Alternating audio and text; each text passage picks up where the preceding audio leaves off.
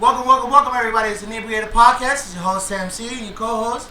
As always, JDot, one whole of the Soul Equestrian Collective coming live at you. What's going on, people? What's up? What's going on, everybody?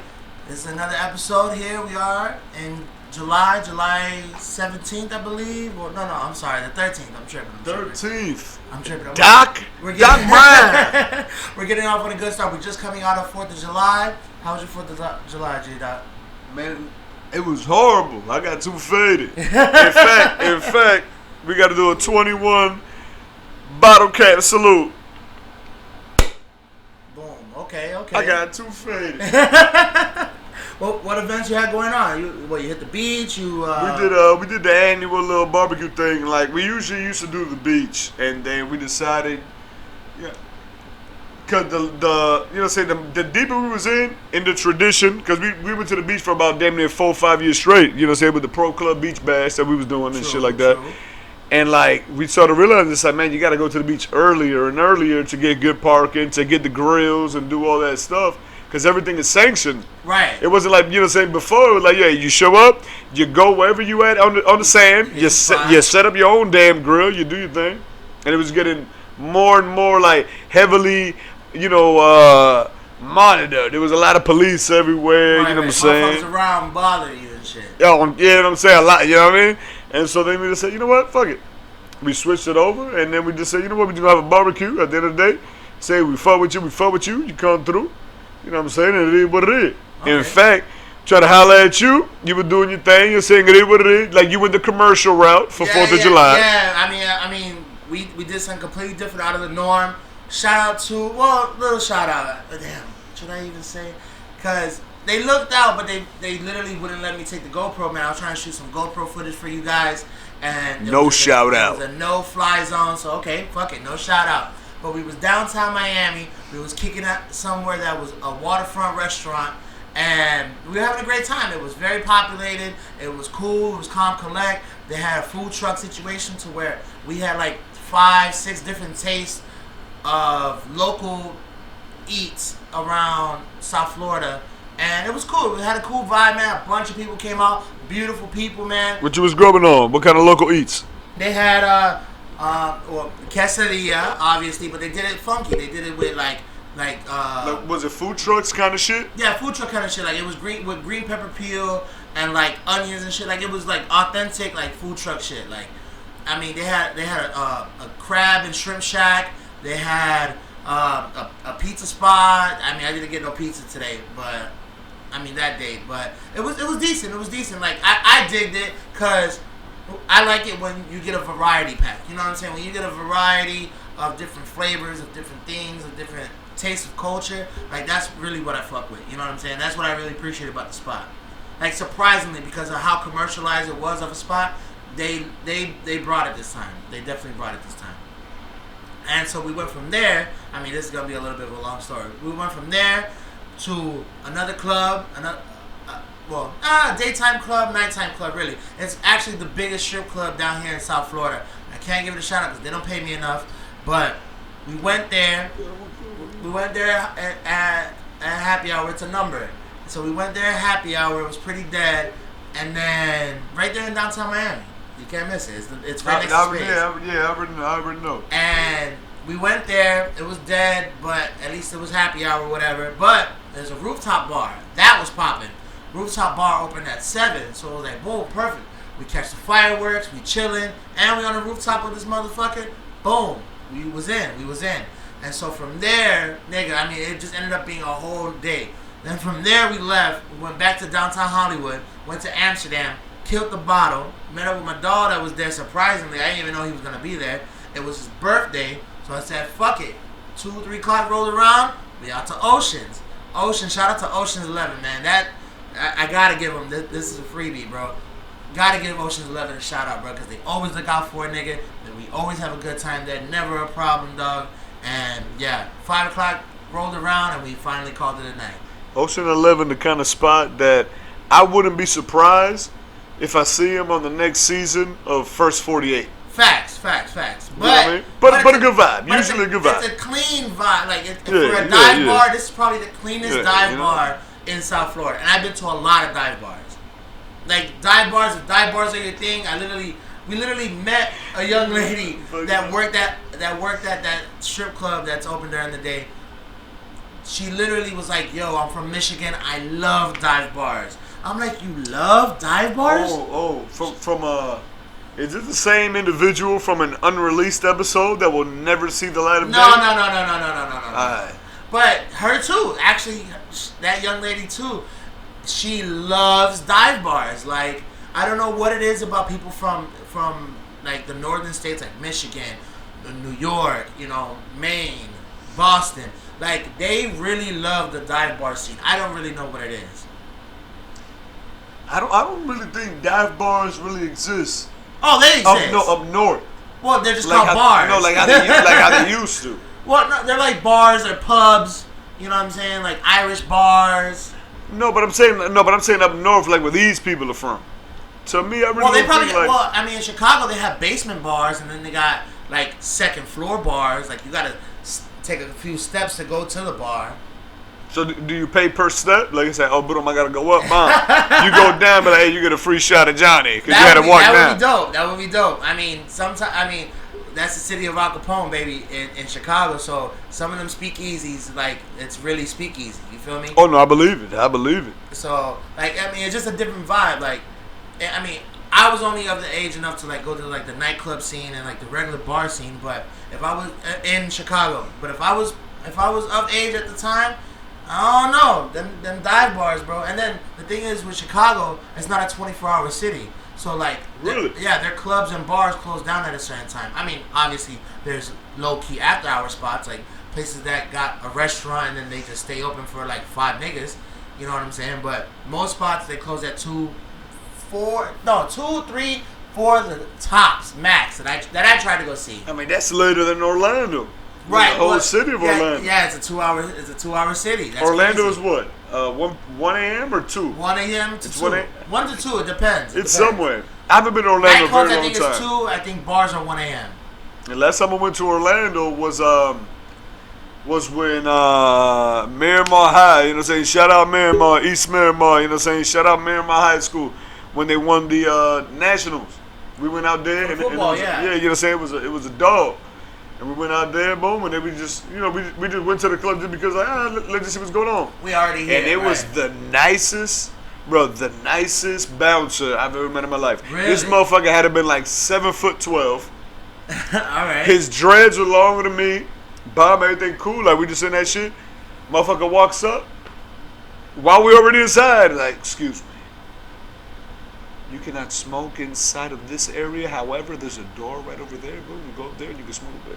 I said, oh my God, all right. Oh, my bad. All right, really? Cool. Yeah, I walked right up. You know what I'm saying? There were like a little stairs, for the rooftop. He tapped you or he hit you on the shoulder? No. Like, grasp? They were like, excuse me, sir. It was an excuse me, sir. It was an excuse me, sir. Oh, shit. But I went outside. And now, like, I know where he reported me to. He reported me to the area where everybody else was at. Right. But I said, I just want to smoke this on this other section. Right. I went to the other section. I kept smoking. Motherfucker walked upstairs. Was like, excuse me, sir. This area is off limits. If you could please come on. Like I said, he's 7'12". Right. And this is your second warning. My personal second warning, but literally 3 because like we already had to check my little homie. Who's locked up right now. We had to check my little homie because he was doing some other shit in the bar. Right. And but I was just like, oh my, like you never see it over here. Like Orlando was very nice. It was very nice and hospitable. So that's why I asked, what time they close? Yeah, because I think it's a 1 or 2 o'clock. Because from the stereotype, ain't nothing hospitable about Chicago, and I got to fit it on. You know what I'm saying? Big Cubs fan. Oh yeah, no. Especially, the late night after eats. Oh my God, bro, you ain't never had. Got a light skinned friend look like Sammy Sosa. Got a dark skinned friend look like Sammy Sosa. Shout out to the Bears. Shout out to the White Sox, man. That's what's up. Like, said everybody but the Cubs, dog. Right? It's in your blood to not shout out the Cubs, huh? No. I got to. It's in your blood. See, Chicago motherfuckers, when they hate something, they hate something. It's in your blood to not shout out the Cubs. No, we were actually talking about the Cubs earlier. What was it that we were going back and forth about Babe Ruth and the Red Sox, and then I had mixed up the team with the Cubs. No, about what's it called? about how Babe Ruth was he was a Hall of Fame pitcher back in his day, dog. Right. Before, when he got like brought up to the major league, he was a Hall of Fame pitcher. Yeah, a lot of people wouldn't know that because they only know him for his home runs. The same for being on the Yankees and stuff like that. Yeah, representation. So like when he was with the Red Sox, and to this day, his record still stands, most scoreless innings in the World Series. You know what I'm saying? Like that's why that curse, the Red Sox curse came about, and I remember when the Red Sox broke that curse. It was like an 04 or something like that. I remember I went to sleep. The game was on. It was the Red Sox and the Yankees. Yeah. I took a nap. Bro, I woke up, the game was still on. Like, it was one of the longest games in the history of baseball on top of that. Right. But they ended up winning. You know what I'm saying? They ended up winning, and then they ended up winning the World Series and stuff like that. But because we talked about the Chicago White Sox scandal and how, Shoeless Joe Jackson and motherfuckers threw the game. Like, I don't even remember how that came about. But that's what we talked about. Right. So that's what you brought up. But that's what we talked about. I remember that much. Yeah, because we were trying to go over the records and like how significant Chicago has been, and then them just winning the World Series. That's why he's got his official Chicago Cubs 2016 World Series champion. Boom. Like, it is what it is. I mean, long overdue, because you brought up something about the GOAT. You thought the GOAT was about Red Sox, but the GOAT was really for Chicago. That's what it was. Allegedly. I mean, everybody got their superstitions and shit like that. Right. No, but it's crazy that even shit like that is. You know what I'm saying? I mean, that's how old baseball is. Right. If you think about it from that perspective, where they really think, because a guy that owned the GOAT got kicked out of a stadium, that's the reason why the Cubs didn't win. Right. And then you see what happened, like, when the Marlins won. The last time the Marlins won. Niggas that reached over the fence. Steve Bartman. Steve fucking Bartman. And you look at that and be like, dog, what the hell? Over Mose Alou, a.k.a. my dog Pee-Pee Hands. There's a reason he didn't wear gloves. He didn't wear gloves because before every at-bat, he'd piss on his hands. Really? Because it removed calluses, and he said it'd help him grip the bat better. He just pee on his hands. Nah. Straight up. How did he even time it? Like look at Mose. Hey, bro, look at Mose Alou, dog. Look at every single time he played a game. He ain't never wear no gloves. He never wore no batting glove. Really? His entire life. Remember, Mose Alou won with the Marlins. He won a chip with the Marlins in 1997. Oh, I didn't know that. Oh, yeah, Mose. Oh, está loco, man. No, I really Mose Alou, Dominicano, hermano. As Latino that I am, I do not keep up with baseball. I'm sorry, my people. I just don't. It's not my thing. It's not my sport. It's just, it takes too fucking long to Don't feel bad. I don't keep up with baseball now. Like, I'm like a baseball historian. Right. Because I love the game. I've always loved the game. You know what I'm saying? It's just, I didn't have the nerves for it. Like, you know what I'm saying? Like, on some real shit, Jose, when a game don't count, when it was practice, when it was a scrimmage, when it was, you know what I'm saying? You know what I'm saying? But, even a game that never counted, like, it don't mean shit for the record. Scrimmage, yeah. You looking at me, I'm the best defensive motherfucker out. Point blank, period. Now, when it comes to crunch time, like, bro, like, I'm making, no, the opposite. Like, dog, like, it'll be some shit, like, it'll be a bang play, like, something crazy. And I'll make the catch, like, it'll be somewhere I got to do a cartwheel and a split and then grab it. And I'm grabbing it. But then when the kid try to throw, my nerves. And I just be goofy, dog. I be goofy. I'll be fucking up. No, I admit that. Right. I admit that. Some people ain't built for the big lights. Facts. You know what I'm saying? Facts. And ironically, you speak about that. And sorry, because our transitions are horrible, but, I mean, I love them. Fuck it, because it all interchanges. Ironically, you say that because last Tuesday, we went to a karaoke bar, and this is a very prevalent karaoke bar. I guess now this was usually an old school spot. If you ever been in South Florida, you ever been to Broward specifically, you know about the spot. It's right in Pembroke Pines. It's a nightclub. It's been here forever. Your mama know where it is. Your dad know where it is. Your daddy might have picked up your mama there. Just letting you know. And we went there. And it was a karaoke night. And usually this spot doesn't have karaoke. So I never knew. I went for my first time. And to go check it out, bro, the place was packed. I mean, we had to get reservation tickets. That's how packed this motherfucker was. Like, when we pulled up. Karaoke. For karaoke. That's why I knew it was serious. Well, so like, how do you know who's up next? You got numbers? No, well, yeah. You had to pre-reserve your spot. And just the line, like, it was crazy. So usually all the performers had to get reserved tickets. Like we got reserved tickets, even though we didn't perform. We got reserved tickets anyway because it was reserved tickets before a certain time. He a shy guy. No, actually, let me speak on that. That's actually not true. So we went. We had a great time, bro. The house was packed. This place can fit easily 2,000 people. It was probably 1,500 people in there.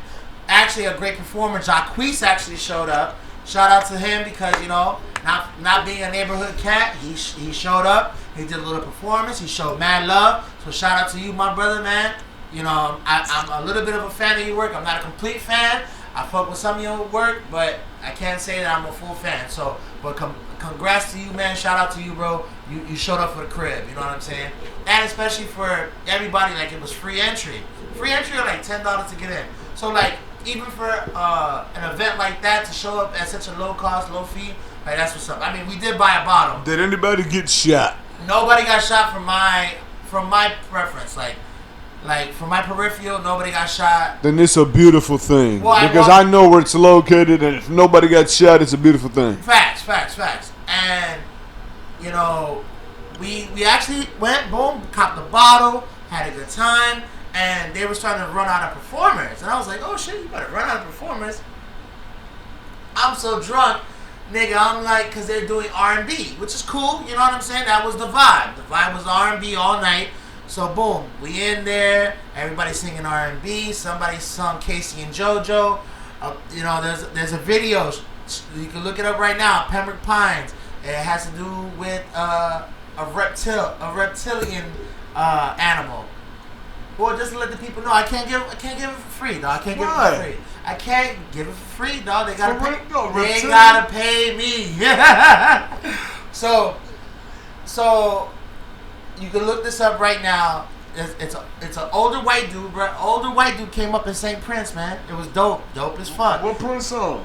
Prince got like 1,000. Don't have to be beautiful, hey, to turn me on. Hey, I didn't think he was gonna pull off the voice. I'm probably not pulling off the voice from y'all perspective, but this nigga pulled off the voice, no problem. I mean, you close. I mean, motherfuckers went up there. You have a very high-pitched voice. Well, You're close.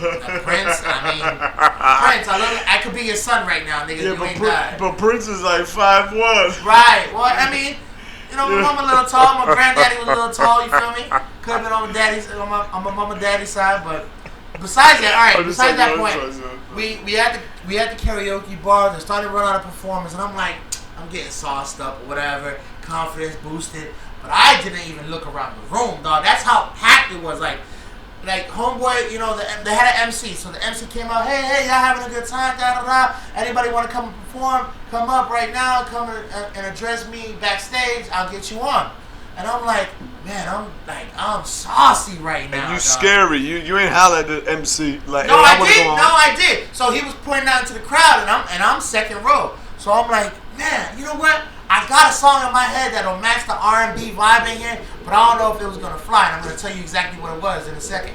So, you know, they bouncing around, but dog, as he's talking to me, like he's like, yo, you wanna come up? I'm like, yo, I'll come up. You know what I'm saying? He's like, what song you wanna sing? I can't lie. This is what did you want to sing? Only song that came out of my head because it was like a deep black R&B vibe.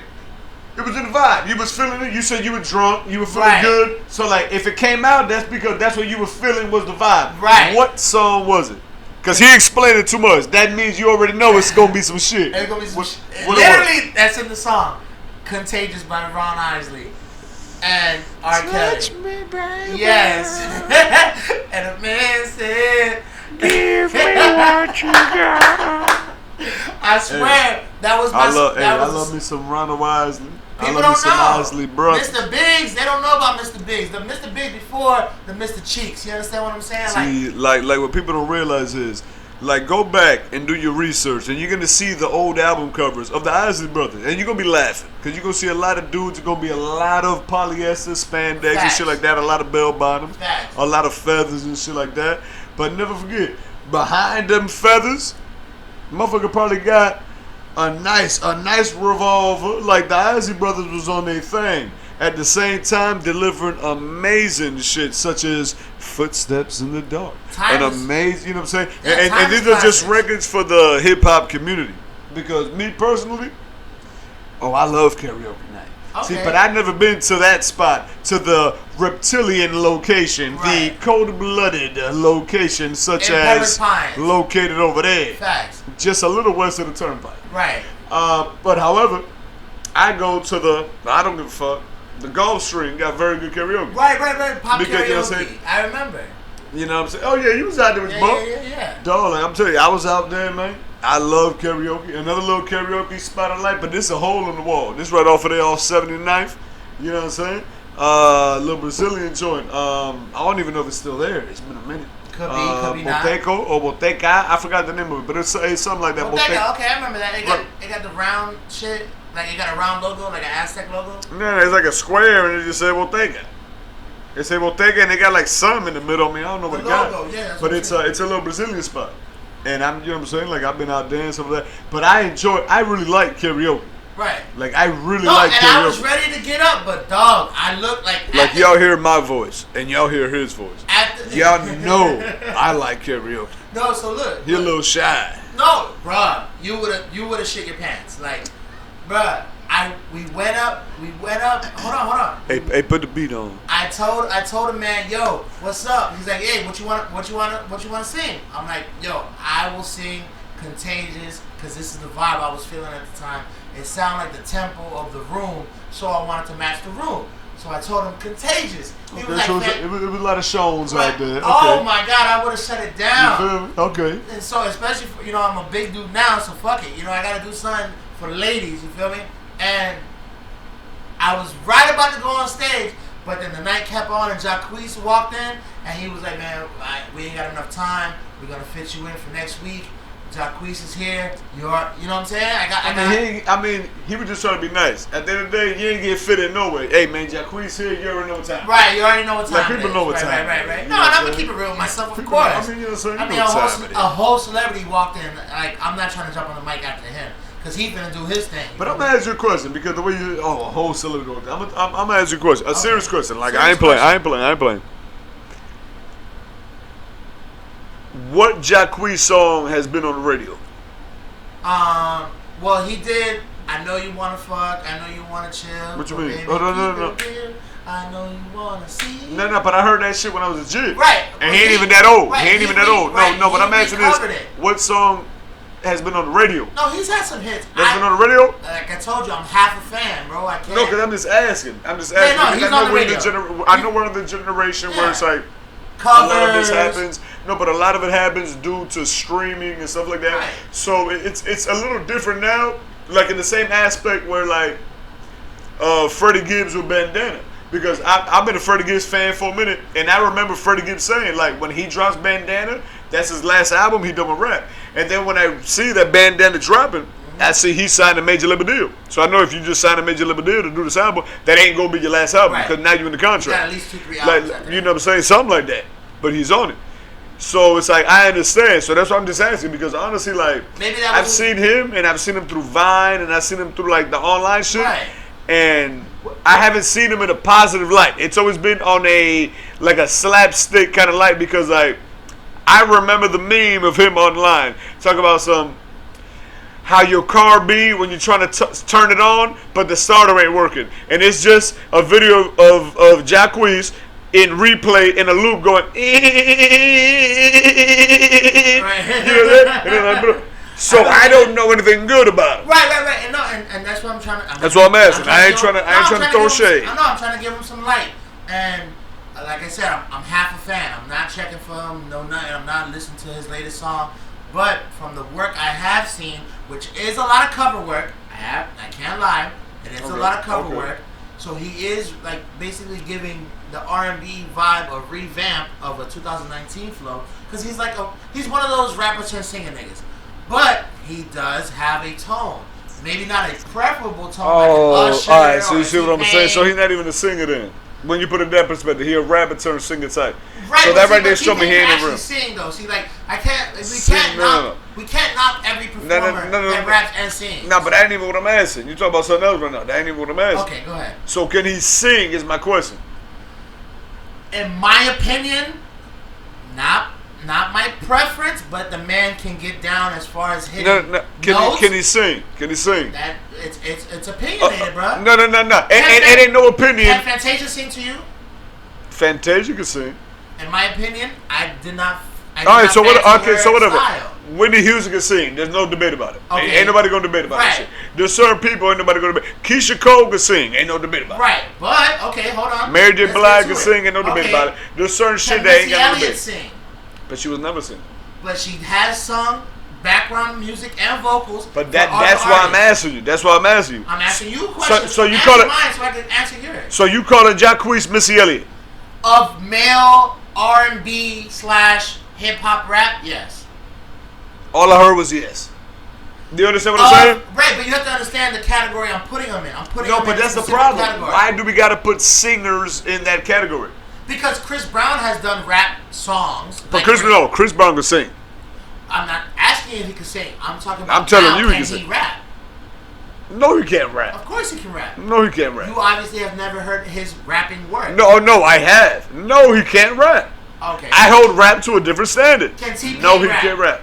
Like as a rapper? Rap. No. Put lyrics down where he's. I mean, anybody can rap if you want to go in that perspective. I'm talking about rap, dog. I view rap differently than most people view rap. I love rap. Okay, but I love rap. You can't consider everything Eric B. and Rakim. You gotta No. the LL Cool J's of the world actually created what we call hip hop. Oh, okay, and I understand. No, Okay, and I understand okay, that. Hold on, and I understand that, and that is the biggest problem. We want to view rap as like the only time you count is when you sell.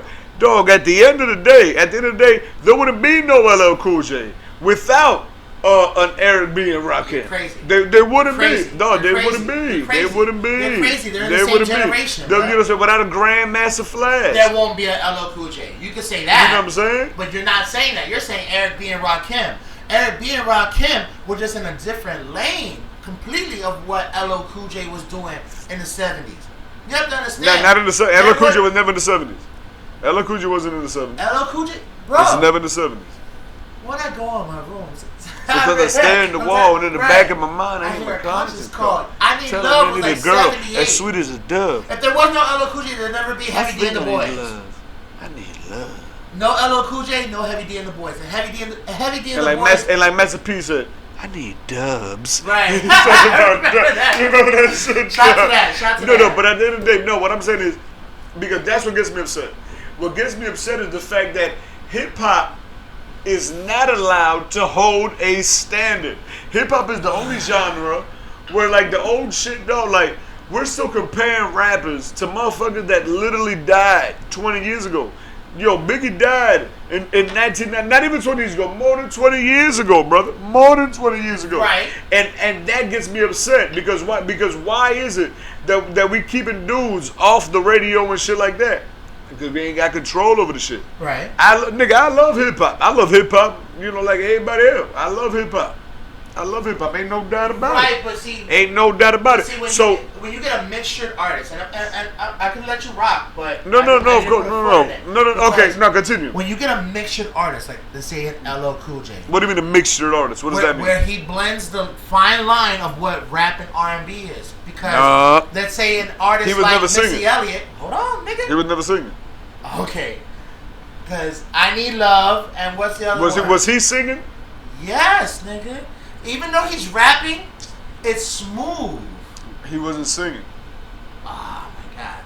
And, okay, all right. So scratch LL Cool J. All right. Who else finessed the line? I'm thinking.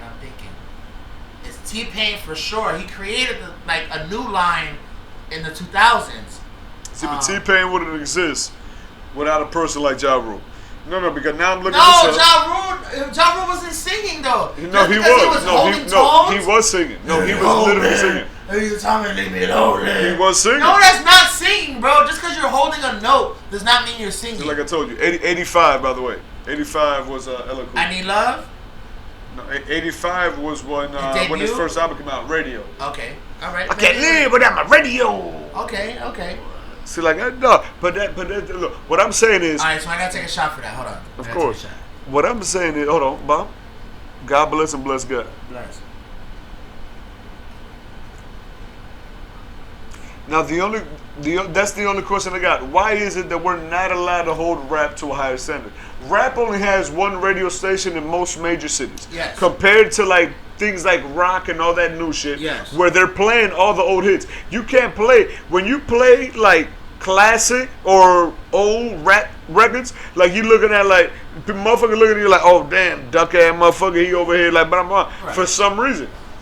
You cannot show love no more.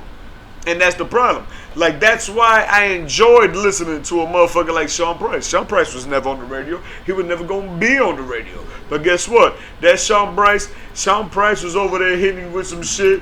You know what I'm saying? He talking about, you know what I'm saying? Like, he over there demolishing the shit, and he's rapping nice. Right. Like, I'm over here trying to think about it. As soon as I'm trying to think of one of his bars, like, boom, like, automatically you forget it. You know what I'm saying? I'm trying to come up with. You want to hear some goddamn bars? Just listen to the entire Monkey Bars album. Like, that motherfucker was just going crazy on the entire album. Wasn't none, you know what I'm saying? Right. Trying to be on the radio and nothing like that. But then also at the same time, to me, the greatest rapper living, you know what I'm saying?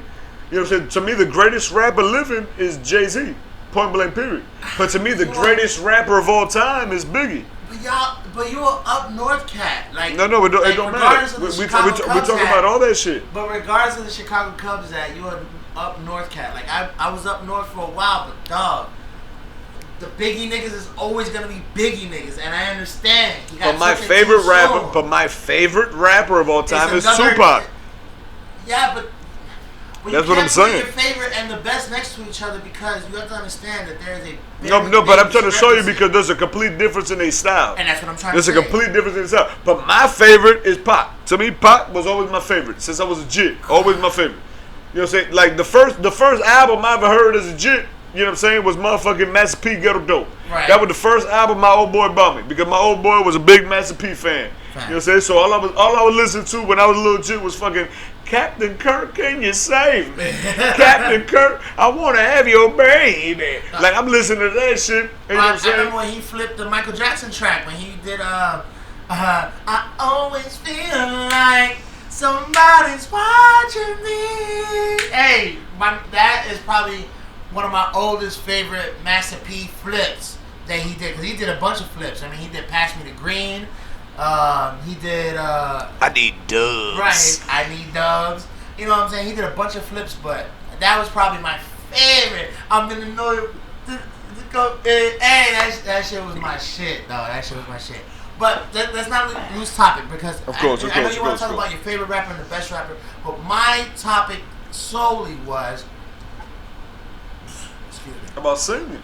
We got here because of singing. Who can rap and sing, and who is the best at it? I'm not saying T-Pain is the best at it. I'm just saying that he is. I mean, rap and sing. That's what I'm saying. You want to throw Ja Rule in there because he can hold a deep low tone. No, what I'm saying, mainstream wise, he was the one that brought that singing shit over. Mainstream wise. Not really. It was way before him. LL Cool J, nigga. That's what I'm saying. Like, and he's the only one I'm getting off the top right now, because I don't know how many other rappers did R&B songs. I mean, not saying like, okay, not like just rapping over an R&B song like Nas or whatever with I Rule the World. Like, shit, I would say, honestly, scratch all that bullshit, Lauryn Hill is the best rap singer known to man. And if you don't understand that, I don't think you understand. You ain't never seen her live. I have never seen her live. I've seen her live. And you say she's terrible? And I can guarantee, I can bet you your bottom dollar. I can bet you all your bread. I can bet you everything you got. And I'm going to take everything off your hands. She terrible? She is the worst singer I've ever seen in my life. time. No way. I'm telling you straight up. So you think all that is auto-tune back then? No. It wasn't that it was auto-tune. That was probably the longest recording session ever. All right. I'm gonna tell you straight up. I was an engineer for a very long time. Okay. That was probably the longest session, and Wyclef Jean would just say, and he was like, Hold on. Praz did most of the production. Wyclef. Okay, let me scratch that. Praz made the beats. Wyclef did the production as far as making it a monumental track. Would you say that? Because Pras has. There's only one thing I'm gonna say. There's only one thing I'm gonna say. I've seen it live, and dog, I was highly upset when I saw it live. Really?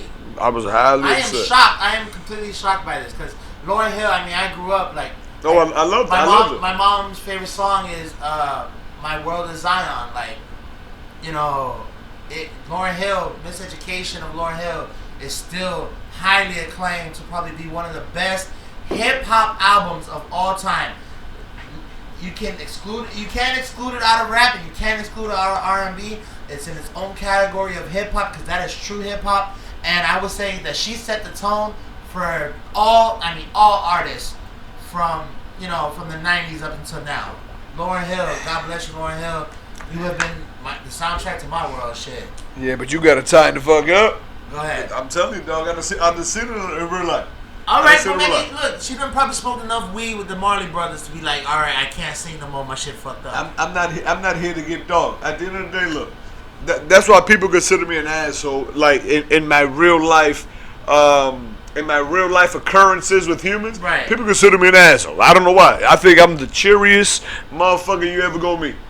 But to me, it's real simple. I don't give a fuck about excuses, right? At all. Like I give a fuck about like, hey. Yes or no? Like it's real simple. Hey, you got to do this. Yes or no? Right. And then you're like, no, well. Hey, dog. But it's a real simple answer. Is it yes or no? When you're giving me all them wells, you're trying to butter me up to tell me no. Right. I don't want to hear this shit. Tell me yes or no, and then I'm gonna be the one to ask you. Okay, well, why? And then you can tell me straight up. And guess what? At the end of the day, no. Life is real simple. But people never want to hear this. You want to know how simple life is? When you tell a motherfucker the reason, all the motherfucker's going to tell you is like, well, this is how well, listen. This had to be done. You didn't do this because you said you did this. Guess what? You fucking failed. Ain't no participation trophies in real life, dog. Your life is real simple, dog. And people want to look at you like an asshole for holding people accountable. Ain't no time for none of that shit. And it's real simple. I went to the concert. It was a Wiz Khalifa concert at the University of Miami. Okay. That was high as hell. I met one of my closest friends that I ever met in life. I met at that concert. My dog McLovin. We call him McLovin. Right. But we was out there. I was hot. Like I said, Wiz Khalifa calls it. High to the motherfucker. I snuck in mad Junior Bacon cheeseburgers. You know what I'm saying? Praise due. You know what I'm saying? I don't need none of that shit no more. Bacon, yeah. But back in them days, it was different. So I go over there in that motherfucker, Bram. And even after all the splits, motherfuckers high as hell, I'm just like, damn, I just got mad Junior Bacons. So I just sat a person in front of me. I said, hey, excuse me. I go, look, I got mad extra Junior Bacon cheeseburgers. Like, I ain't gonna eat it. Like, would you like to eat it? And she was just like, shit, yeah, I appreciate it. And the homegirl was like, nah, fuck that. I don't know you, fuck you. And I was just like, well, all right. Right. Then I guess I'll eat it later then. Okay, whatever. I don't care. Right. It's gonna be cold. But the crazy part is, she knew that the bit that was wilding out, she knew her for years. And she decided to end her friendship at that point because she was just like, damn, do I really want to be friends with somebody who will treat a stranger in that kind of manner? Like, it's like they never tried nothing perverted and nothing like that, nothing creepy. Like, it was literally the motherfucker saying, hey, excuse me. Like, hey, I got too much. Because I already asked everybody else around her. Everybody else already snuck food in. Right. I was like, shit, did the last people left? Hey, man, you want these G-burgers? Whatever. Right, let me know. and that began a lifelong friendship. And I'm still cool with her to this day. A very good human being. And that's what I'm saying, dog. Like, I went out there, Bram, Lauryn Hill come out. After being at least 2.5 hours late. Right. At least 2.5 hours late. So she come out. The first thing that pissed me off is she ain't even performing over the original instrumentals. Because later you find out, aka a couple years ago, you find out that she was withholding payments from the real producers from the tracks. She wasn't even paying them from the Miseducation of Lauryn Hill, and they did a complete lawsuit. So whenever she does a live presentation, it has to be a different. Original beats? It has to be from her own album. Has to be different because like she's just a shitty person Okay. Period. In terms of business. Right. Of business. Well, I ain't talking about her. That's why she hasn't been in business in 20 years. So I can understand that. Hold on. Because like I'm trying to clear myself because it sounds like I'm just a Lauryn Hill hater. But I want to let motherfucker know. All the, I didn't know at that time, like, damn, like, why are these beats different? Like, I love this song, but why the beats different? Right. And on top of that, you bitch already came 2.5 hours late, and now you're singing off beat, you're singing off tune, you're singing crazy, everything. So I'm just over here like, dog. Like, the shit was so bad, I was becoming sober type shit. I'm just like, dog. Right, you were affected. And you know what I'm saying? And you couldn't sing the hits, and you couldn't do this and that. When shit like that happens, when you're a big artist, I'd have been in the industry. When you're a big artist and you done all that shit, and you did this shit that was on the radio and this and that, if you can't even perform that shit in a little ass spot like the University of Miami, right, there's something going on. There's a reason why stuff's not being cleared. Right. You know what I'm saying? And it's because of you. Because at the end of the day, people don't realize, especially the younger people, and that's what I want to like instill when y'all motherfuckers that want to listen to this shit and be like, oh, well, these motherfuckers just fed it. Like, no. Like, at the end of the day, like, as loose as I look and as wide as I be acting, but when it comes to business, I'm a motherfucking businessman. I will show up in a goddamn 3-piece suit with the vest on, with the tie on, because business is business. And that's what the younger generation don't realize. When it comes to business, my dude, I'm straight business. Right. And that's the thing. If you can't clear certain shit, that's straight off of your business. Right. That's straight off of your business. Yeah. And then you start seeing, and then you start reading all these other stories, and then you realize, like, oh, well, damn. It must be true. That got to be the problem. Right. Because, no, I couldn't believe it. I couldn't believe it. She could have performed none of the hits. She could have performed in 5 Road. Right. She could have performed that motherfucking How You Gonna Win If You Ain't Right Within. She couldn't have performed fucking, you know what I'm saying? You might have won one, but you know what I'm saying? But you just lost one. Right. You know what I'm saying? Whatever, however the fuck it went. I'm a little drunk right now. I apologize. But you see what I'm saying? No, I hear you. You couldn't do it. I didn't know that. That's crazy. And that caught me right away. Or it's because, like, and I know you fully just explained it right now, but it's like, how could you owe Praz? How could you owe Wyclef? Like, no, but not even. That's the thing. The people that actually distribution companies, you owe Sony, you owe Columbia, no, not even. Like you owe the actual people who's like what do you think is going on? Like really behind the scenes. What do you think is going on? You think Praz is behind the goddamn scenes, literally playing instruments? Is that what you really think? Well, no, hold on. Because I'm gonna tell you what really happens. Wyclef actually plays music. No, of course. So does Mark Anthony. Right. Do you think that he's playing every single instrument? No, I think Praz is filling in the blanks with the hi-hats and, computer shit. Oh, you think they both literally dog, that ain't how it go, bro. Okay, I'm sorry. I'm not a musical genius. That ain't how it go. In the industry, so you gotta excuse me. But go ahead. Explain it for the because it's real simple. What you do is you sign a very specific contract. The contract is like, I'm gonna pay you for your one time use. You know what I'm saying? Bam. There you go. So you play your shit, bro. Hey, nah. Redo it. Oh, okay, bro. I like it. We got it. Yeah, that one time fee. It doesn't matter if I sell 1 billion records. You don't get 1 percentage point off of anything. Like, you got signed on, you signed a contract. You know what I'm saying? Like, you agreed to play whatever the fuck it is that you played for X amount of money. That's the way it works in the music industry. Okay. Point blank, period. Science to you guys, anybody that's looking to get into the music industry, this is science. Read the goddamn fucking contracts, because they gon' rape, you know what I'm saying? For lack of a better word, I apologize. For lack of a better word, they gon' get you. They gon' take you. There you go. Instead of the R word, we can take. You know what I'm saying? Yeah. 2019. You know what I'm saying? I'm trying to be. You know what I mean? No. But that's exactly how it works. I'm thinking and that's the worst part about because that's the worst part about it. Because at the end of the day, they co-produced with somebody that already had a similar beat. No, not that at all. It could literally be like, yo, you got. Because this is the way it works. The way it works is in terms of a producer, and you're the big name producer. The way it works is like literally we'll be in the booth and literally I'll be like, boom, boom, boom, boom, boom, boom, boom, boom, boom, boom. I can't play piano. Right. You can't play piano, but you're the big name, and I'm like your cosign. Somebody's like, shit, but you know what? I know somebody who can play, But bring them in. Right. Hey, sign this real quick.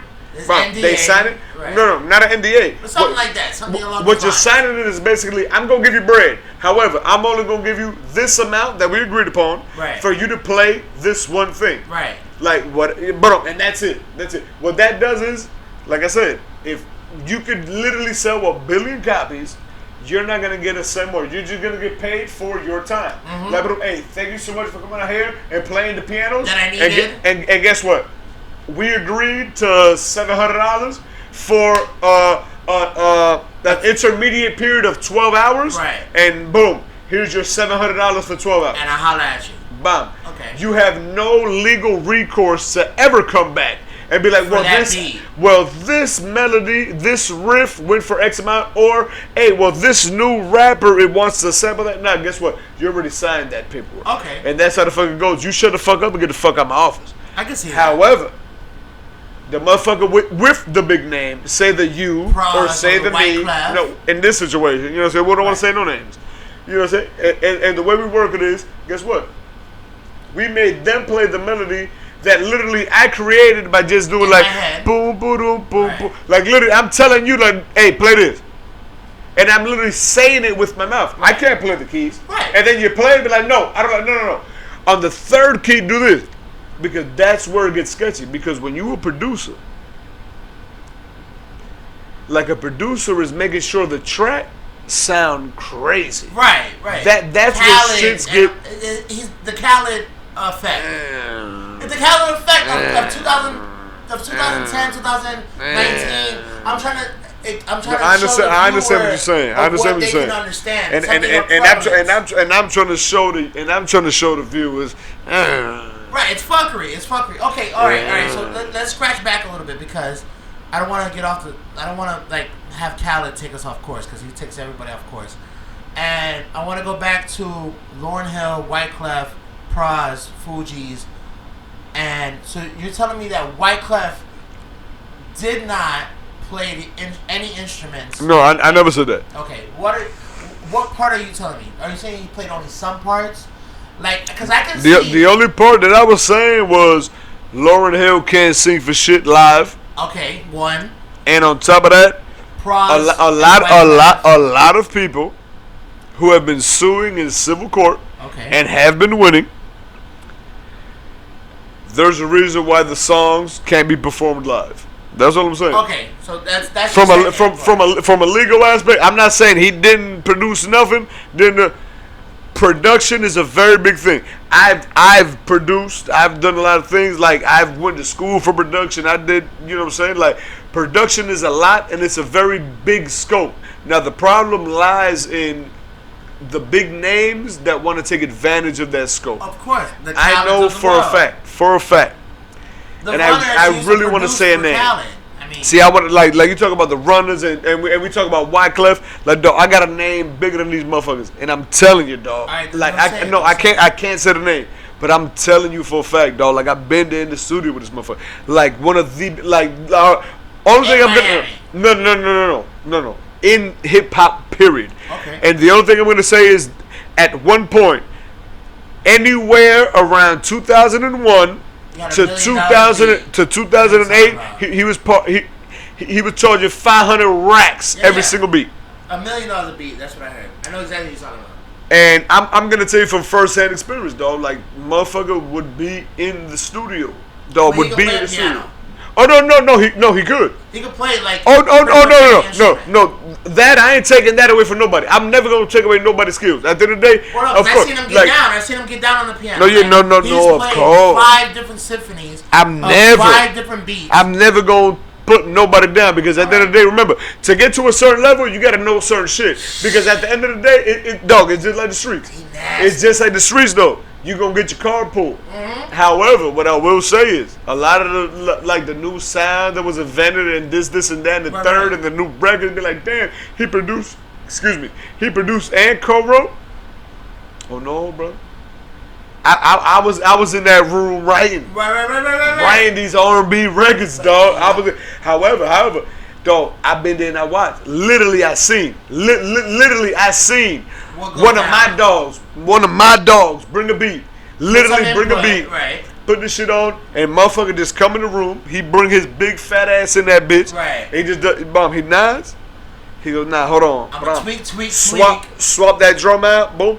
No, because he don't even touch the chord. He be like, hey, swap that drum out and put this. Because, like, they do got the knowledge. Right. And it ain't that they don't got the knowledge. I'm never playing down the knowledge. Right. But what I'm saying is, it's literally just like, hey, swap down that shit, drop of that, boom, boom, boom, boom. All right, now tweak a little bit of this and a little bit of that. And that's what I You already know. Right. And that's... And I'm out. It's not... It's so where do you... unfair. No, one would think. But that other producer One did get a would fee. think. He got paid a fee.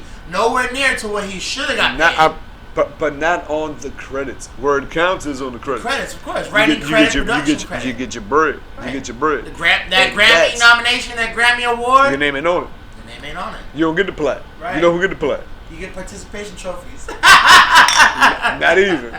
You don't even get a participation ribbon. Nothing. And that's the thing. At some point, you know what I'm saying? Like, because everybody do it, but at the end of the day, like, you know what I'm saying? Right. I just wanted to like make it clear to some people, because a lot of people aren't in the music industry. A lot of people aren't dealing with the music industry and nowhere even close to its entirety. So sometimes you gotta be like, damn, well, how does a person like Khaled make so much money or make these albums and get these songs cleared, even if they have multiple artists, and how much do these artists charge him to have them on, or how much do these artists, you know, take on points? You know, if anything you heard in the industry, we're just trying to give you a little glimpse or a little explanation to how it really works, because that's really what it comes down to. Sometimes people just don't understand how it works, and there's a lot of industries that you will never understand how it works. That's just like not to even go off topic, but just to give like a little jab at the real estate industry. Like, the real estate industry, a real estate agent works for you, and it's a voluntary service. You can buy a house just like you buy a car. Literally. Yes, there's a lot more paperwork and there's a lot more history behind a house, but it is a voluntary service for someone to buy a house through a real estate agent. No, correct. But the problem is, and this is the biggest problem, like with a lot of shit in the United States. We make it difficult, so complicated through the legal, process. Fuck it. I'm gonna say the legal jargon, right. Just the way it reads. Like, because at the end of the day, the way that you read all those real estate contracts and other shit, don't nobody write like that in real life. Facts. Nobody speak like that in real life. Facts. You look at that shit, be like, wait a minute, like, dog, it be looking like you're reading William Shakespeare, bro. And you look at it like, dog, seriously? And it's for a reason. It's for a reason, dog. And that's what I'm saying. Because you don't need nobody. It can literally be like, hey, bro, this my dog, Sam, my dog. And Sam like, hey, dog, I want to bang it. I want to sell this shit. But like, damn, dog, what you want to sell it for? Oh, shit, that's it? Hey, bro, let's get it. Right. Let's get it. You want to sell it? All right, bye, let's get it. Bye. Right. I'm going to go to the bank right now. And that's it. And guess what? How it should have been. And guess what? The buyer saves money. Even the seller saves money, because like nothing's going into like no middleman. But the problem is they want to use big words for everything, and this and that. Like they literally want to pull people out. Yeah, like you gotta remember, like, you know what I'm saying, like it's in the same ilk, but it's kind of like off topic. But it's kind of like the same thing. Like back in the day, dog, like when it comes to being lawyers and shit like that, like at the end of the day, the rule of thumb. The rule of thumb is you know what? It's called common sense. It's like, yo, dog. Self-representation. Right. If I got somebody saying they sold my dog at the motherfucking airport, right, at the time you said that my dog robbed something, and then that person got somebody else that said like, yeah, I saw him. I could never forget him. How could I forget him? Right. He was an ugly ass motherfucker. Like whatever they said. But you see what I'm saying? You can't talk cattle no more. Right. Like everybody talk about. Excuse me. That's something that gets me. Like, oh my God, like. American politics now is getting so crude, and it's getting so this and that. Dog, back in the day, dog. You said the jargon is different. Like you said, that was the perfect word. No, it's the jargon. And people get mad at Trump and his people for talking the way they talk. But dog, back in the day, literally you be in the House of Representatives, motherfuckers start talking.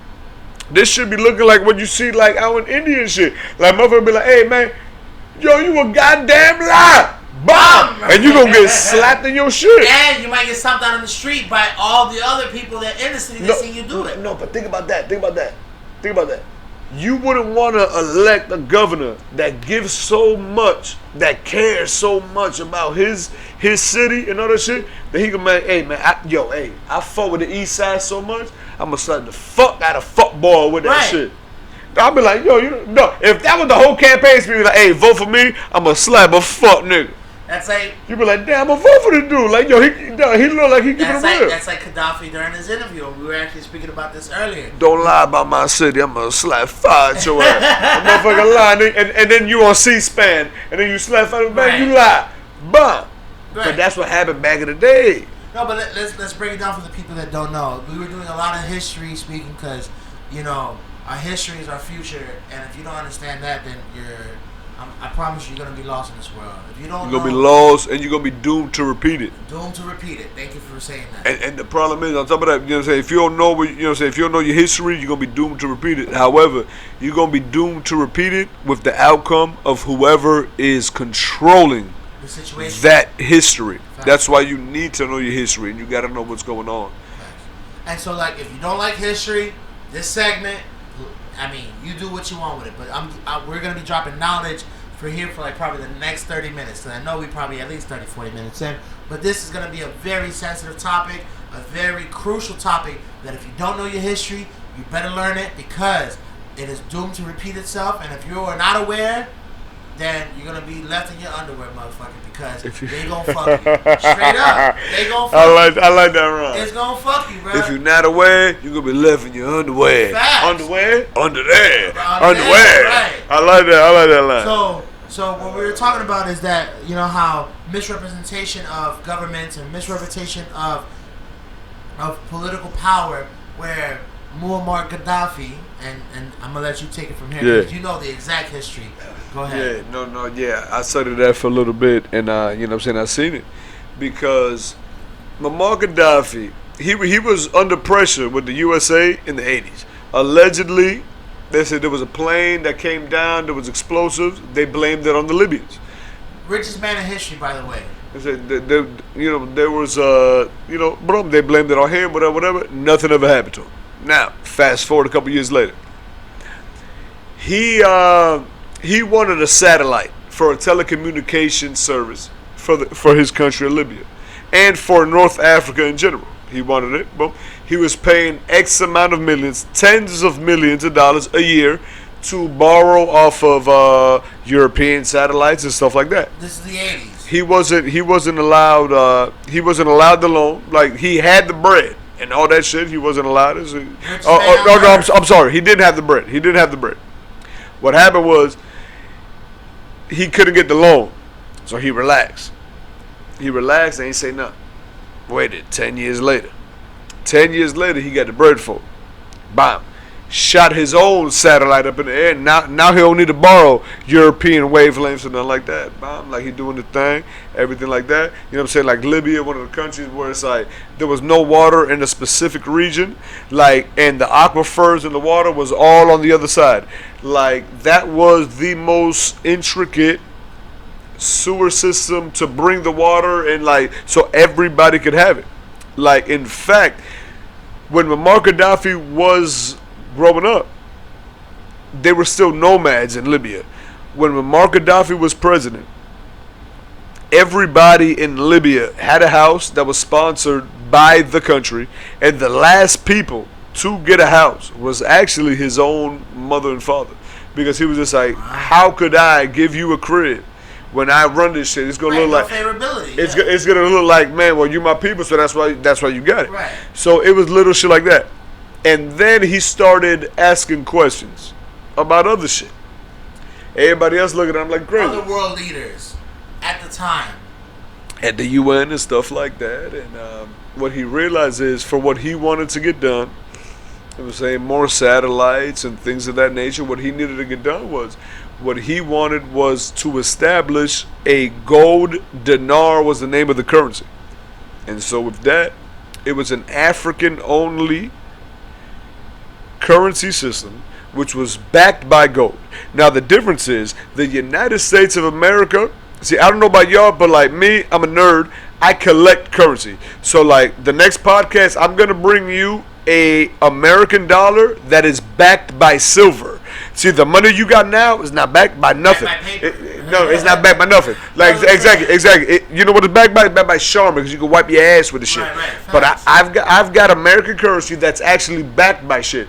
And the difference is, instead of being 100% green, it's like green, but then all the lines and everything else is blue. That means that it was backed by silver. Right. So literally, I could go to the bank and be like, "Hey man, give me $5 worth of silver, bitch. Right. Stat. I want it now. I don't trust this paper shit." You know? So what he wanted was, he wanted to back it up by gold. Right. Now the rate at the time. But by straight gold. Right. The remember, gold rate at the time.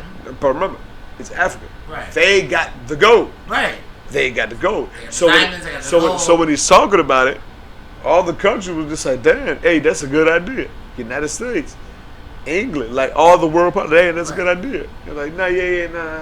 Hey, let's get in on that shit. Nah, bro. It's Africa, bro. This is by Africa, for Africa. It was like FUBU. For us, by us. That's it, bro. Nah, you gotta manage it. Then all of a sudden, he becomes a terrorist. So allegedly. Oh no, it wasn't allegedly. He's dead because he became a terrorist, according to allegedly. us. That's what I'm saying. Allegedly by the other nations that felt that his regime was indifferent. If that African gold dinar would have took off on some real shit, it would have changed the whole the entire world. The entire world. Africa, no. The entire world, not just Africa. No, the entire world. Right, because it would have fucked up placed. the United States. Yeah. It would have fucked up England. And where would it be placed? You gotta understand, the pound is fucked up. The euro is fucked up. Right. The dollar is fucked up. Everything is fucked up. That with the Brexit, but imagine it on a completely different scale. Even with this cryptocurrency, would be a fluke. And they're still controlling it. And they're still trying to figure out how to own the cryptocurrency. Right, because you can't. So all this shit happened with all this shit, and when everything was happening, and they're trying to attack Gaddafi, you know what I'm saying, the leader Gaddafi, and all that thing, everything is happening. Like, he's having interviews with the BBC from England and all that stuff, right. And he's bringing them outside. He's going out there, and you see whatever they're saying is not happening, and it'd be what he say. He'd tell you, he'd be like, "Hey, everything that they're saying, like the United Nations, because it wasn't no country. The people that were attacking Libya was the United Nations army. What they would do is they were blowing up their bombs at. Hold on, they're called something, bro. Yeah, NATO. NATO. Where they were blowing up their bombs was right over the prisons that he had. So, what would happen? You blowing up walls, prisoners walking out. And like what Gaddafi was saying during interviews, he was like, "Hey man, everybody talking about something. Oh shit, there's a whole lot of terrorism going on now." He said, "Of course it's gonna be terrorism. If I had them locked up." You talk about since September, since 9/11, because this is what he was talking about, Keen. He was like, you talk about 9/11, and you try to find him, you can't find him. The reason why you can't find him is because I got him locked up. Now, all of a sudden, you see him again after you motherfuckers bomb my goddamn shit. What the fuck you think is going on? Right, you fucking my shit up, and... What the fuck you think going on? He said, who is better equipped to deal with these motherfuckers than me? Like, I'm living here. Right. I know what these motherfuckers is about. Because at the end of the day, no matter what, as bad as he is, what was his religion? Right. No, what was his religion? You really don't know, because it was never said. It's all image. You never know what his real, like it wasn't like, I mean, we know what it was. Right. But like, it wasn't really like all these other motherfuckers that are the terrorists and shit like that. Dog, as soon as he died, what happened? Libya is completely destroyed. All those waterways and everything that was transporting water, they're gone. Everything is gone. The housing is gone. Everybody had free housing. When you get married, you got $50,000 to get a crib. All that shit is gone. Medical, all that free medical shit is gone. Everything is gone. You know what I'm saying? What are you gonna do? That were majorly affected by the American when you surprise. When you don't want to, my dude, it's real simple, dog.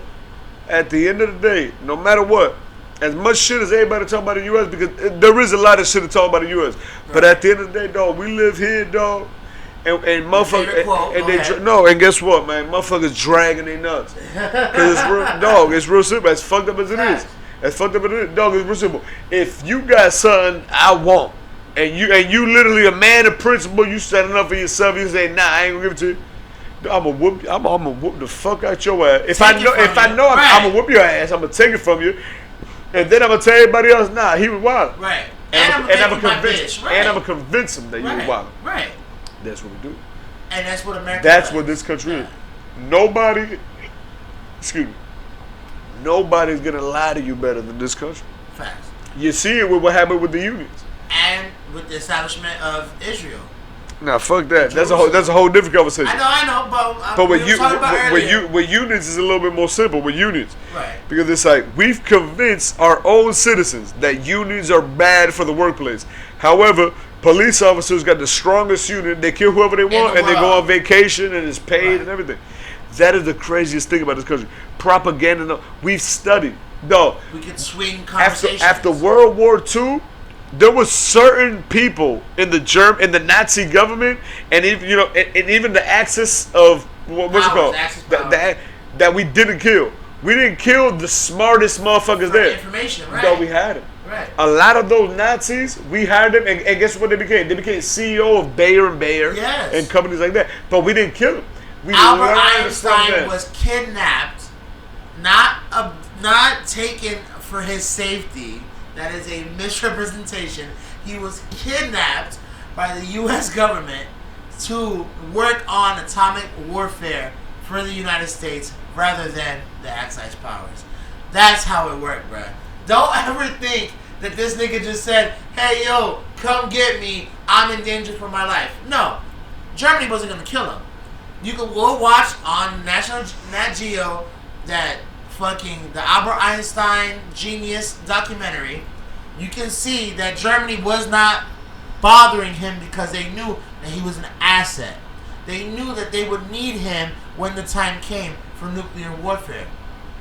The only reason he left because he was being kidnapped by the American society for the purpose of nuclear warfare. Yo, dog, what are we expecting? We know history. What are we expecting? Oh, no, like what are we expecting from a government is what I'm asking. Because I don't understand. Because clearly these millennials don't understand. What the fuck are you actually expecting? Right. It's gonna be the exact same thing, and it's always gonna be the exact same thing. But America's always gonna be the muscle of the world governments that we have. America has always been the smartest government ever. No, let me take the. Who's smarter than America? It's not Who's smarter than Who's smarter than America? China figured it out, dog. I mean, it was simple. I was speaking about this earlier about the copyright. They communist, dog. They communists. Yeah, but it's not like communists where. The difference is over there, you open your mouth on the podcast, they run in your crib, they kill you. Can't nobody say shit because if your old girl say shit, they gonna kill your old girl. They gonna kill your old lady. The impending fear. You got. That's what I'm saying. You got. In America, they make you feel like you got rights because you got rights, but your rights really don't mean shit. Right. But you got rights. So it's a communist. In China, you don't got rights. You open your mouth, they gonna kill you. They gonna kill your son. They gonna kill you. They gonna kill.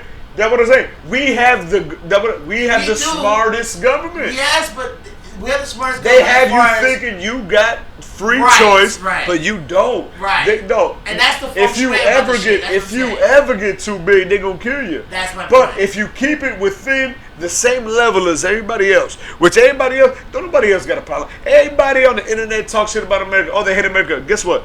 The way that you're able to say I hate America, you can't say it nowhere else. You'll die. Right. And guess what else? True. And at the end, a couple days after Thanksgiving, what you gonna do? You gonna stop hating America and you gonna go to Walmart. You gonna go to Best Buy. You go buy a 90-inch TV for fucking $200. And you go shut the fuck up again. And then you go talk shit again for the next 345 days. Facts. But that's how you know we live in the smartest and greatest country in the world. Yes, because they make you think like you safe, yes, but you ain't. In that sense, and I have to give it to the United States that yes, the freedom of speech, we do abuse it because nowhere else in the world can we have the freedom of speech that we have here. You get arrested in England. You get arrested in England for ranking on a nigga on Twitter. Right. No, for ranking on a regular person on Twitter. That's verbal harassment, but we have that same law here. Nah, no we don't. Yeah, we do have verbal harassment. No, we don't. Verbal harassment is a charge, man. Nope. All right. No, it's not. I'm trying to tell you. All right. Salute to that, then. Let's go. that. I ain't got God bless and bless God. Bless. Whoever's right on this one, we can't agree, so fuck it. Dog, I'm telling you, dog, ain't no law. Dog, are you tripping? There ain't no law to that. Freedom of speech has already been impeded against. You cannot call the cops because I hurt your feelings. Yeah, you can. People do it all the time. I can barbecue tomorrow. I cannot go to jail outside. for hurting your feelings. I can barbecue outside and you can call the cops and I can go to jail. I cannot hurt your feelings. Yes, you call the cops and I go to jail. I can't. If I follow you and keep insulting you and stalking you, that's stalking, bro. You adding different shit, dog. If I'm walking behind you and insulting you, I can be charged with stalking. That's completely Never not have known you. That's completely different than what we were talking about. No, it's not, because it's 100% different. I'm talking about verbal harassment. This is like the internet thing that we talked about the other day, and we can get into this right now, because this actually panders to the conversation. No, it panders to the conversation. Please. Like, we both agree that there is no such thing as cyberbullying. At all. Because you can turn off the computer. You cannot see the comments. Yeah, you cannot see. You close your fucking eyes. Right. Whatever the case may be. You can log out. That's what I was trying to get to. And yes, of course you can.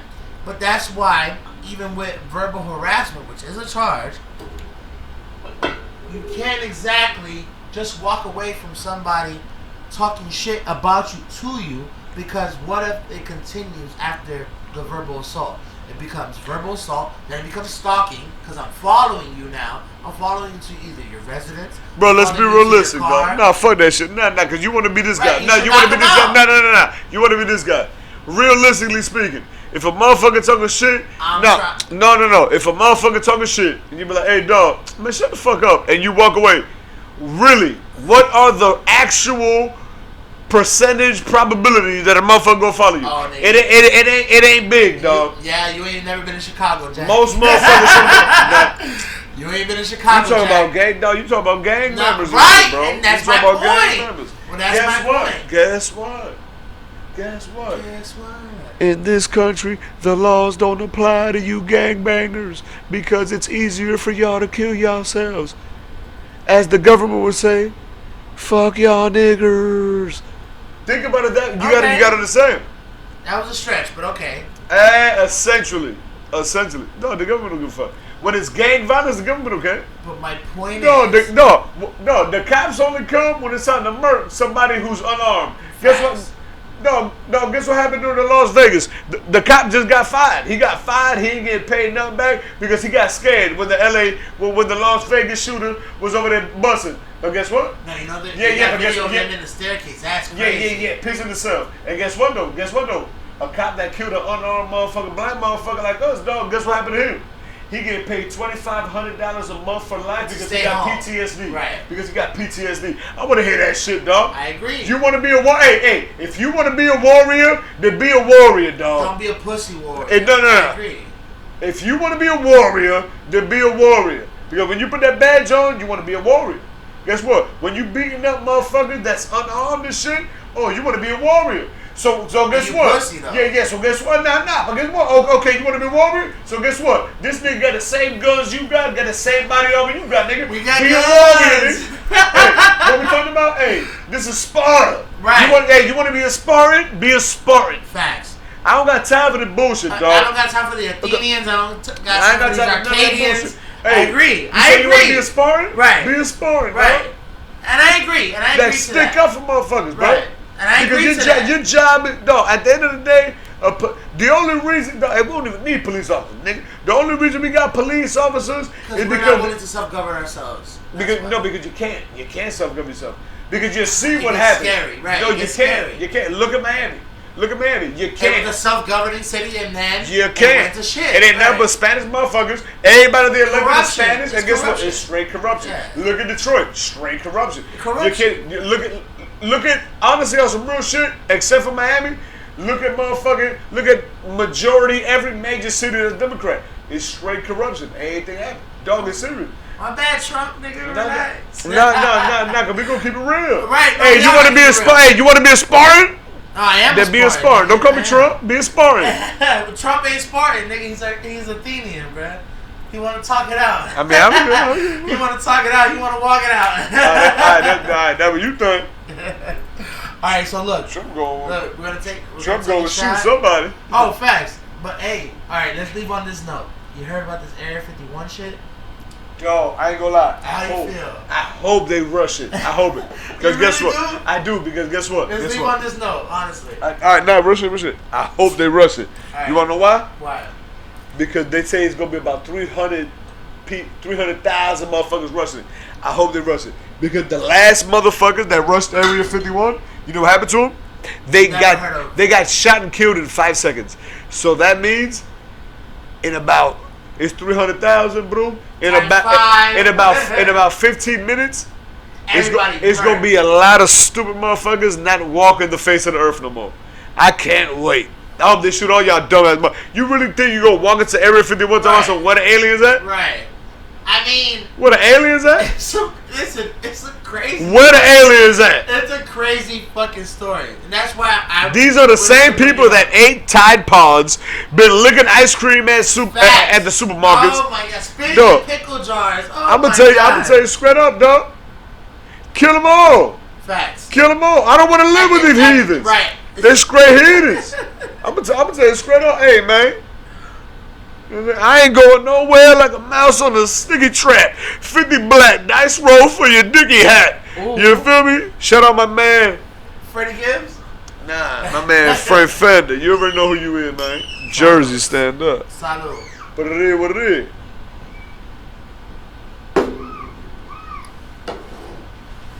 But what I just want to say is that Area 51 shit is crazy.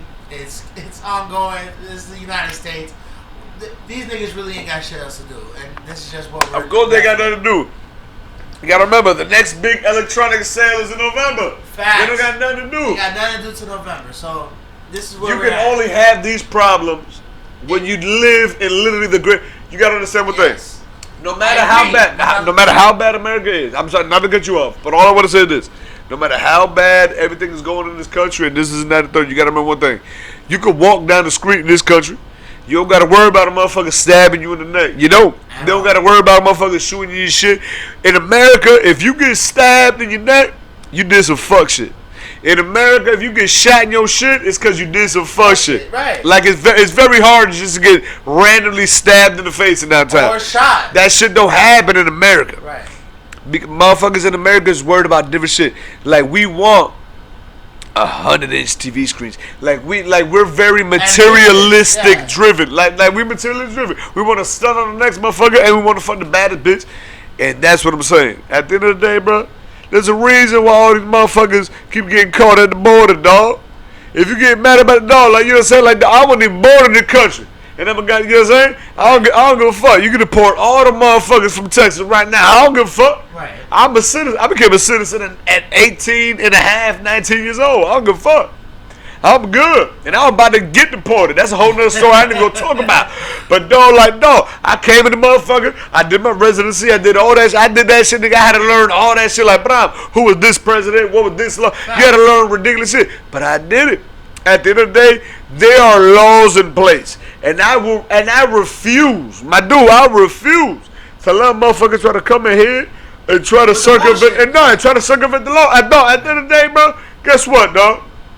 If you gotta cut your grass, if you my neighbor and you don't cut your grass, I'ma holler at you, be like, hey dog, why don't you cut your grass? Look like shit, bro. Right. Some people get mad when you tell them it look like shit. Because some of you motherfuckers are slime balls, lazy, piece of shit motherfuckers that don't deserve nothing in this world. Right. Because it's real simple. Hey, dog, what the fuck? Yeah, man, your grass look like shit, bro. Like I ain't dissing you. I'm just telling you, hey, dog, my grass cut and look good. Yeah. Fuck wrong with your grass. Right. I need you every 2 weeks, homie. And that's the thing. That's the difference between generations. Point blank, period. So if you gotta report them motherfuckers, I don't give a fuck if you gotta report them niggas by age groups. I don't give a fuck if you report all them niggas by 11 months old. Fuck, get them fuck out of here. All right. Fuck that. That's the argument. Now we gonna keep it real. I know. You can say whatever you want for the audience, nigga. We keeping it real. No, I ain't pandering, and so I'm gonna keep it real with you. That's what's up. If that's what you feel, I understand with the big immigration thing. But we're not gonna get into it this episode. We gotta cut all that shit. No, I mean, it was good. It was good. And so, we're going to call it right now. This has been another episode of the Inebriated Podcast. Yep. Check us out on all social media platforms. Check us out on Patreon, Facebook, Instagram, Spotify, SoundCloud. Patreon is our biggest platform right now, guys. Go check us out. You can check out all our content. You can subscribe to our channel. YouTube, Facebook. We love it. We love the comments. We've been getting a lot of comments. We've been replying to them all. Keep coming with the comments. If you guys want to see anything specific on our platform, let us know so we can bring you guys this type of entertainment. This has been another episode of the Inebriated Podcast. Thanks for listening.